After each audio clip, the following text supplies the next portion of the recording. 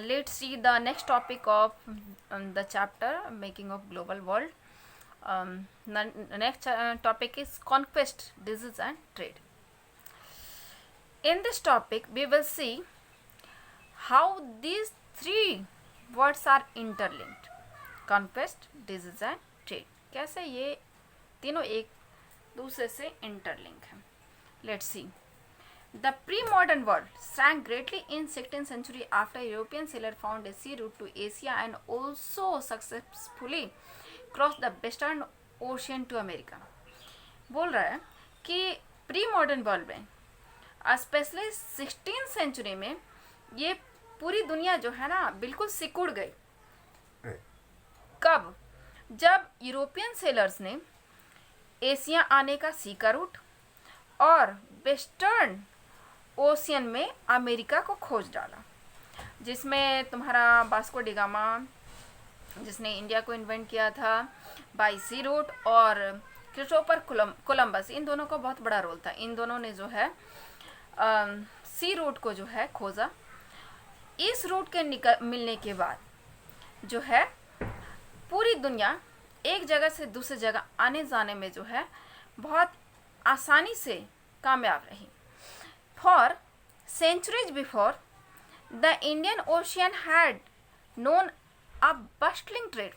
Actually, history में बहुत समय तक इंडियन ओशियन का ट्रेड में जो है ना बहुत नाम था. एक्चुअली मेजर पार्ट पे जो है इंडियन ओशियन में जो कंट्री सिचुएटेड थे उन्हीं लोगों का जो है ट्रेड में सबसे ज़्यादा कंट्रोल था.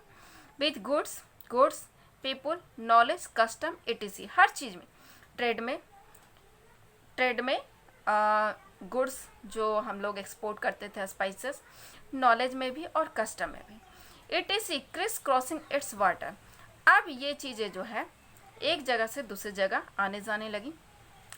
The Indian subcontinent was centre to this flow. Actually पूरे वर्ल्ड में इंडियन सब कॉन्टिनेंट जो था वो मेन सेंटर था ट्रेड का and a crucial point in their network. और हर नेटवर्क जो है इसी कॉन्टिनेंट में आकर के जुड़ जाता था. The entry of Europeans had expand और redirect some of this flow toward Europe. जैसे ही यूरोपियंस ट्रेड में आए या फिर उन्होंने जो है ट्रेड रूट खोजा ओशियन के थ्रू, अब जो है इंडियन सब कॉन्टिनेंट से सेंटर हट करके यूरोप होने लगा. कैसे? बिफोर इट्स डिस्कवरी अमेरिका की खोज से पहले America had been cut off from regular contact with the rest of the world of millions of years. America को कोई जानता भी नहीं था. But from the 16th century में vast land, abundant crops और minerals began to transform trade and lives everywhere. America का जो पूरा मिनरल्स था, वहाँ का जो इतना बड़ा लैंड एरिया था, वहाँ के जो पूरा का पूरा जो आप ऐसा बोल सकते हैं एक खजाना, उसने जो है दुनिया के बहुत सारे लोगों के लाइफ्स को इम्पैक्ट किया. Precious metal, particularly silver, from mines located in present-day Peru and Mexico, also enhanced Europe wealth and finance its trade with Asia. Actually, अभी जो मेक्सिको और पेरू जो कि अपने सिल्वर के लिए जाना जाता है, अमेरिका की खोज होने के बाद जो है इस सिल्वर ने जो है यूरोप को रिच बनाने का काम किया और उन्हें जो है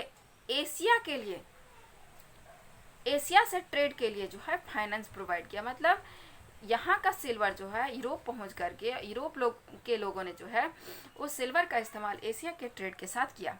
legend spread in 16th century Europe about South America fabled with. 17th century में जो है यूरोप में साउथ अमेरिका के वेल्थ के बारे में बहुत सारी कहानियाँ जो है पॉपुलर हो चुकी थी.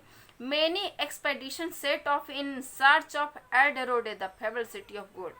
इवन की बहुत सारे एक्सपेडिशन, बहुत सारे नाविक जो है वो केवल और केवल जो है ना एक ऐसे शहर की तलाश में जो है ओशियन में निकल पड़े थे जिसको कि एल डोराडो बोला जाता था। लोग इमेजिन करते थे कि एल डोराडो जो है एक सिटी ऑफ गोल्ड हो, और इसकी वजह से जो है लोगों ने जो है कई दूसरे खोज कर डाले। The Portuguese and Spanish conquest the colonization of America was decisively underway by the mid 16th century आते आते पुर्तगीज और स्पेनिश इन लोगों ने जो है अमेरिका के बहुत सारे पार्ट को अपना कॉलोनीज बनाना शुरू कर दिया।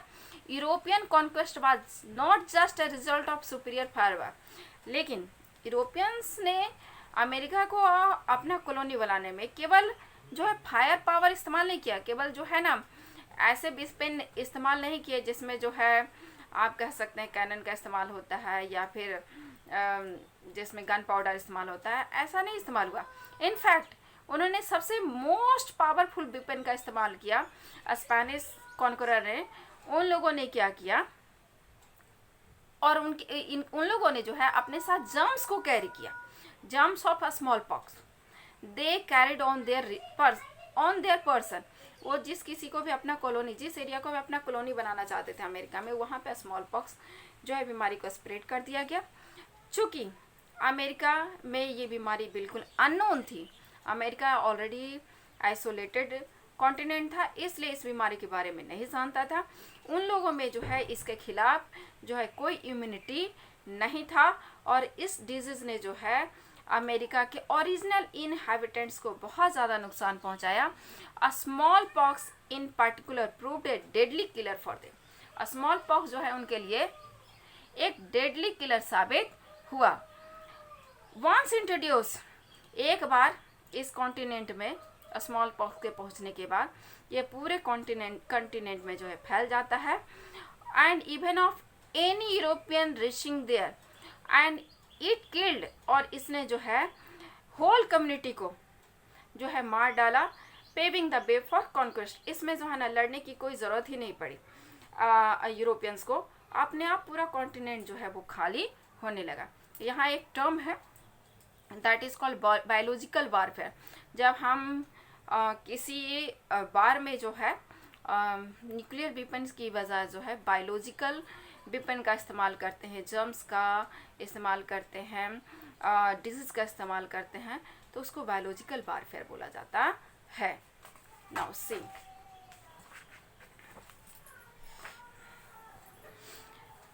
गन्स कुड बी बाउट और capture and turned against the invader. अगर कोई आपके ऊपर गन से हमला करता है तो उसको पकड़ा जा सकता है, उसको छीना जा सकता है, उसको उसी के अगेंस्ट इस्तेमाल किया जा सकता है। But disease such as a smallpox to which conqueror were mostly immune. लेकिन स्मॉल पॉक्स के अगेंस्ट जो है कोई कुछ नहीं कर सकता था, क्योंकि इसमें खुद अपना ही शरीर काम करना बंद कर देता है, और जो कॉन्करर्स होते हैं वो ऑलरेडी इसके अगेंस्ट इम्यून रहते हैं, इसलिए उनको इनसे कोई नुकसान नहीं पहुंचता है। Now C, until the 19th century poverty and hunger were common in Europe। 19th century तक जो है यूरोप में हंगर और पॉवर्टी एक कॉमन चीज था। सिटीज पूरे पॉपुलेशन से भरे पड़े थे, डेडली डिजीज जो है वो पूरा फैला हुआ था, बीमारियां फैली हुई थी, रिलीजियस कॉन्फ्लिक्ट जो है वो कॉमन था, and religious dissenters were persecuted. Dissenters means one who refuse to accept establish belief और प्रैक्टिसेस। बहुत सारे ऐसे लोग थे जो पुराने प्रैक्टिसेस को मानने से मना कर रहे थे, वो नहीं मानना चाहते थे, वो रिवोल्ट करने के लिए तैयार थे। इस कंडीशन में यूरोप से जो है बहुत सारे लोग निकल करके अमेरिका की ओर चल दिए। Thousands of therefore fled Europe for America. Here by the 18th century plantation worked by slaves captured in Africa were growing cotton as sugar for European market। और 18th सेंचुरी आते आते जो है अफ्रीका से बहुत सारे स्लैब्स को पकड़ करके जो है अमेरिका ले जाया गया, जहाँ पर उनको जो है कॉटन और सुगर प्लांटेशन में काम करवाया जाने लगा।